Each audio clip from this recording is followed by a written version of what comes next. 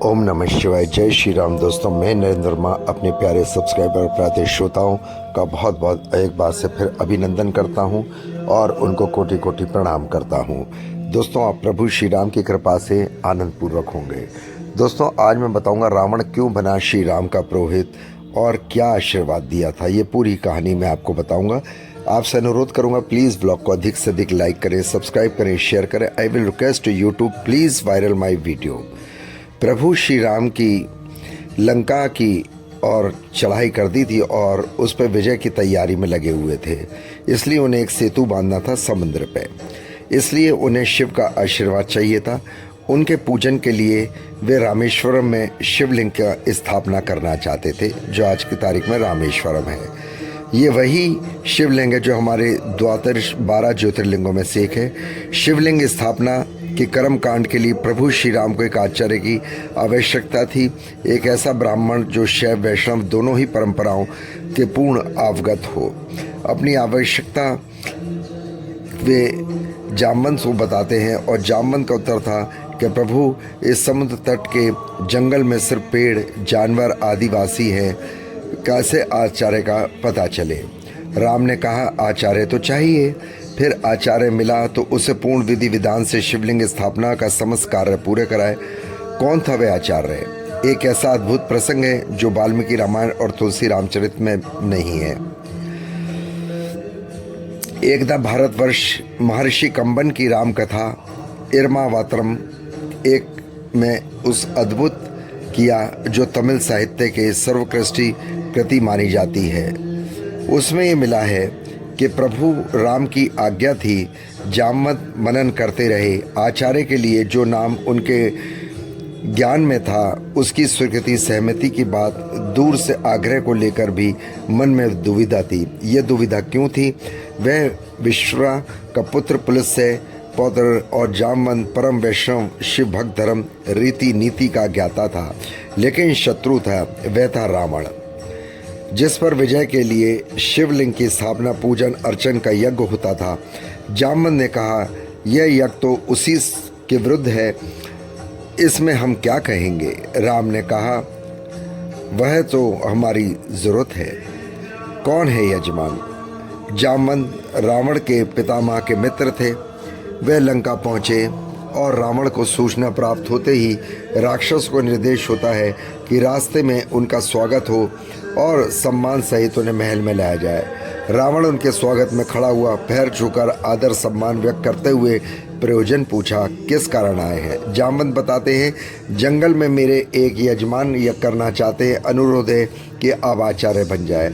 रावण उन यजमान को लेकर प्रश्न करता है। जामवंत उत्तर देते हैं, वह अयोध्या हमारा दशरथ पुत्र राजकुमार राम है। समुद्र के उस पार शंकर को विग्रह स्थापित करके एक बड़े संकल्प के लिए यज्ञ करना चाहते हैं।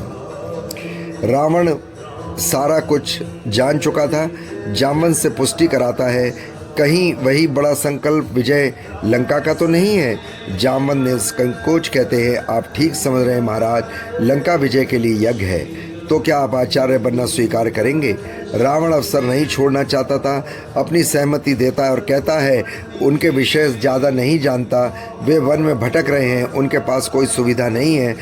अब आप ऐसे दूत उनके साथ हैं तो अच्छे ही वे आदमी होंगे। ब्राह्मण तो लोगों को सही मार्ग दिखाता है, सहायता ही करता है। मैं अवश्य उनका आचार्य बनूंगा। जामवंत की अगली चिंता यज्ञ की व्यवस्था और अपेक्षित वस्तुओं को लेकर थी। वह चिंता भी रावण कहते हैं कि मैंने दूर कर दी। यजमान का पूजा स्थल पर घर ना हो तो शास्त्र व्यवस्था के अनुसार पूजा की सारी तैयारी आचार्य को करनी पड़ती है, इसलिए मैं सारा सामान सब कुछ लेकर आऊँगा, आप चिंता ना करें। रावण ने सहयोगी को यज्ञ और व्यवस्था का निर्देश दिया और फिर माता सीता के पास गया और उन्हें बताया, समुद्र पार तुम्हारे पति श्री राम लंका विजय का आयोजित करना है। मुझे उसमें आचार्य के रूप में बुलाया है। चूँकि जंगल में यजमान की सारी व्यवस्था का दायित्व आचार्य का ही होता है, इसलिए अर्धांगिनी की व्यवस्था भी मुझे करनी है। यह रथ खड़ा है, यह पुष्पों के मान है, इसमें आप बैठ जाओ और याद रखना कि वहाँ भी तुम मेरी ही कैद में रहोगी। सीता ने उन्हें आचार्य कहकर प्रणाम किया और उत्तर में रावण ने उत्तर में उन्हें अखंड सौभाग्यवती का आशीर्वाद दिया।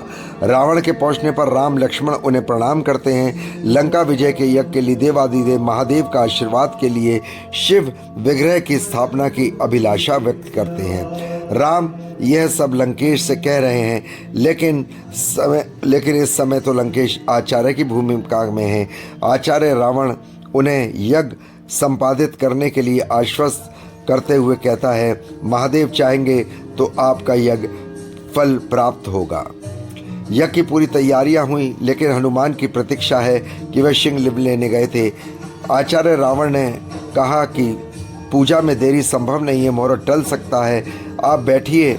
और आपकी पत्नी कहाँ है? राम कहते हैं, क्या पत्नी अनुपस्थिति में यज्ञ की कोई शास्त्र विधि है? रावण का उत्तर था, केवल 3 दशा में यह संभव है। आप विदुर हो, अविवाहित हो, पत्नी ने आपका त्याग किया हो, तब तीनों स्थितियों में आप यज्ञ कर सकते हैं। राम कैसे बताए कि उनकी उपस्थिति की वजह आप हैं?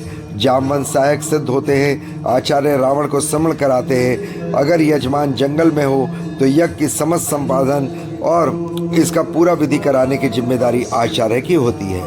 आचार्य रावण सीता के यान में बैठे होने की जानकारी देते हैं और विभीषण और अन्य मित्र उन्हें लेने जाते हैं। सीता के आने पर विधिवत पूजन होता है। माँ सीता के हाथों में वहाँ शिवलिंग स्थापित होता है और आज भी वहाँ लंकेश्वर के शिवलिंग के रूप में मौजूद है। जन श्रुति के अनुसार इसी मध्य हनुमान शिवलिंग लेकर पहुँचते हैं। उन्होंने पूर्व में स्थापित शिवलिंग हटाने के लिए स्वयं का लयगा शिवलिंग स्थापित करने की जिद की। प्रभु श्री राम ने उन्हें समझाया, हनुमान फिर भी अड़े रहे। राम को आभास हो गया कि हनुमान को अपने बल पर अभिमान हो गया है। इसके लिए राम ने कहा, ठीक है, उसे हटा दो। पूरा बल लगाने पर हनुमान असफल रहे। फिर प्रभु राम ने उन्हें आशीर्वाद देते हुए कहा, तुम्हारा लाया गया शिवलिंग यहाँ स्थापित रहेगा। इसलिए रामेश्वर में 2 शिवलिंग विद्वान हैं। दूसरे का हनुमानेश्वर के नाम से जाना जाता है।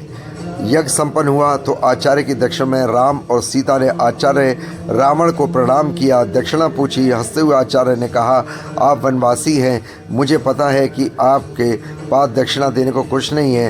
वैसे ही स्वर्णमयी लंका के राजा आचार्य को आप क्या दक्षिणा देंगे?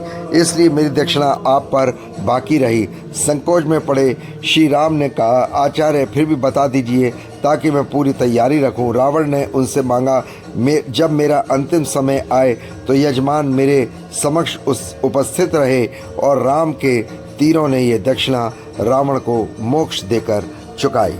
आशा करता हूँ आपको ये पूरी जानकारी पसंद आई होगी। प्लीज़ ब्लॉग से आपसे रिक्वेस्ट करूँगा, अधिक से अधिक लाइक करें, सब्सक्राइब करें, शेयर करें, बेल आइकॉन को प्रेस करें। कमेंट्स बॉक्स में जय सिया राम जरूर लिखें। भगवान श्री राम संकट मोचन आपके सारे संकट दूर करें। जय सिया राम।